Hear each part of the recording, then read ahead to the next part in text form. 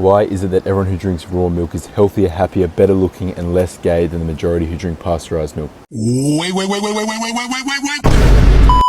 That's the question I'm going to be answering in this video. I'm also going to be teaching you guys where to get raw milk in your country, how to drink it safely, and how to maximize the benefits that you get from it while you're drinking it. So the first thing that you got to understand is the difference between raw milk and pasteurized milk. In the pasteurization process, they cook the milk, they turn it from a living, vital food that is literally designed by mammals to sustain life into a toxic, cauterized white protein liquid. In terms of the objective micronutrient differences, got a reduced bioavailability of phosphorus and calcium, reduced presence of copper and iron, and a reduction in vitamins A, B, C, and E. The heat destroys beta-lactoglobulin, which further decreases the absorption of vitamin A and D. It's also going to be destroying beneficial probiotics that would actually aid in the digestion of the milk, which is one of the reasons why so many people are lactose intolerant when it comes to pasteurized milk, but then when they have raw milk, they're completely fine. So yeah, as an objective fact, raw milk has more nutrition and nutritional benefit than pasteurized milk, but I would even go as far as to say it's not just food and it's literally medicine as well. Whereas pasteurized milk, on the other hand, is actually harmful to our body. It's known to lead to inflammation in the body and cause a buildup of mucus. So yeah, in terms of the healing benefits of raw milk, talk about the famous examples of Hippocrates and more recently Dr. Charles Porter, who are known to have treated over tens of thousands of patients on an exclusively raw milk diet, having profound results on conditions like diabetes, arthritis, asthma, and even cardiovascular disease. To a degree, modern science is catching up. A recent study of over 8,000 European kids concluded that raw milk was strongly protective against asthma and allergies, and there are plenty of other studies drawing similar conclusions. For some of you guys, these results may seem extraordinary or far-fetched, but this is literally just the byproduct of giving your body the natural inputs we are designed to thrive on, that being an adequate amount of nutrition, bacteria, nourishing the gut microbiome. Doing all of these things optimize our biology. In consequence, all factors that are contingent on the health of our body, that being our energy, our mood, personality, ambition, confidence, appearance, and just health in general, are going to be optimized. So yeah, and the reason why so many people see like such profound results is really due to the fact that the current baseline of health in the modern day is so poor, and literally anyone who is coming from the standard American diet and they introduce a food such as raw milk, they will see really great results, pretty quickly. So yeah, like any raw food, the most important thing is sourcing it to a really high quality.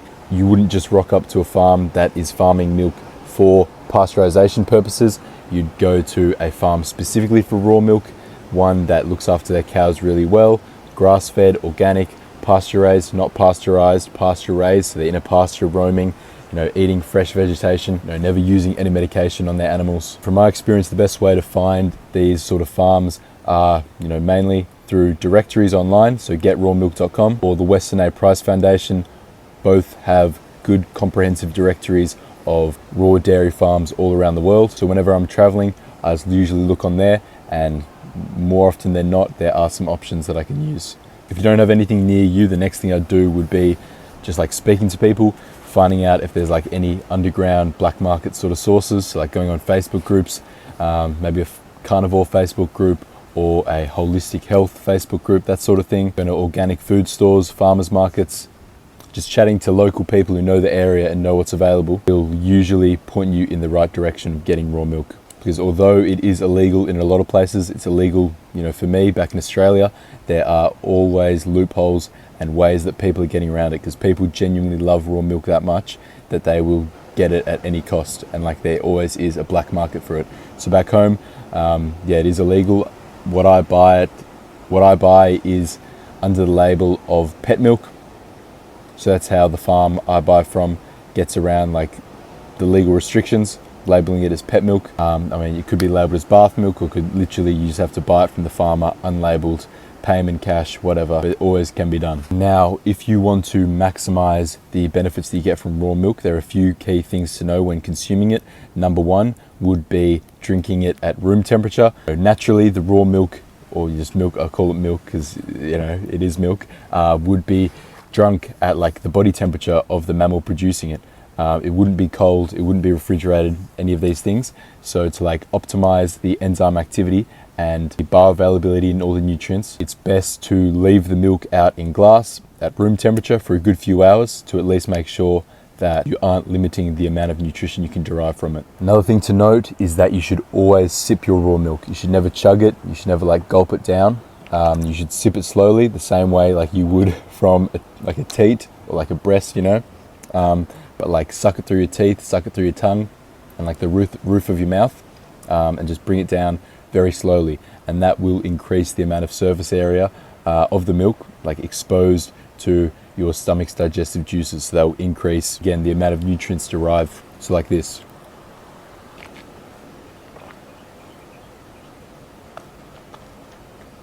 So I put it in my mouth, and then I just like suck it in between my tongue, the roof of my mouth, and my front teeth, and just swallow like a little bit at a time. So I did like 6 swallows in that little bit. Yeah, and that's really good. It also like warms it up a bit if the milk is colder. Like sipping a little bit at a time will warm it up by exposing, you know, less of it to your body heat at a time. It's also mixing it with your saliva, and you know, the digestive enzymes in your saliva, which is obviously going to be beneficial. Another thing that you can do, so these are all sort of tips that like I would definitely recommend if you're someone who's like lactose intolerant and you're easing back into dairy.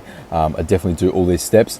For the average person, I mean, I don't really need it necessarily. I'd feel fine drinking cold milk, but like just objectively it will increase the benefits that you're getting from it, and just like give you more value per liter, you know. So yeah, the next one would be mixing the raw milk with some raw unheated honey. By unheated honey, I mean never exposed to temperatures above 34 degrees Celsius. That means all the enzymes and natural sugars are going to be intact, and when combining that with raw milk, that will just further increase the digestibility, leaving less of the burden of digestion on your body, as the food will essentially pre-digest. And then the final tip to maximize digestion would be letting it ferment into kefir. So literally just like leaving the milk out at room temperature, maybe in a dark cupboard, in glass, always in glass, never in plastic. You don't want the plastic to leach into the milk. Leaving it for 24 to 48 hours. The bacteria in the milk are going to multiply, pre-digest a lot of the nutrients. It will become a little bit sour. Obviously it's kefir, it will taste a bit like yogurt, but that will just like increase digestibility even more. So people with lactose intolerance can easily tolerate that if they also respect, you know, all the other tips that I recommended. Definitely recommend you guys adding raw milk, raw dairy into your diets. I mean, it's not the only food that I've been eating for the last 4 or 5 years, but it's definitely been one of the most impactful. Giving your body adequate raw nutrition and nourishing your gut microbiome really will allow you to thrive in all metrics that are determined by biology, as I was saying at the start. So yeah, for most people, most normies who are conditioned, like scared of raw meat and raw foods, raw milk is like one of the easier things to start with. So yeah, I definitely recommend checking out the online directories I recommended, seeing if there's any raw milk near you, speaking to some farmers and getting some to try out. Maybe you've already started the raw milk. If you want a little bit more guidance on the raw foods in general and just like my natural philosophy of living that is conducive to health and vitality, I would recommend checking out my private course and community that I've linked in the description of this video. There I have beginner-friendly guides, courses for the average person to maximize their health outcomes through correct natural diet and lifestyle. Thanks for watching, guys.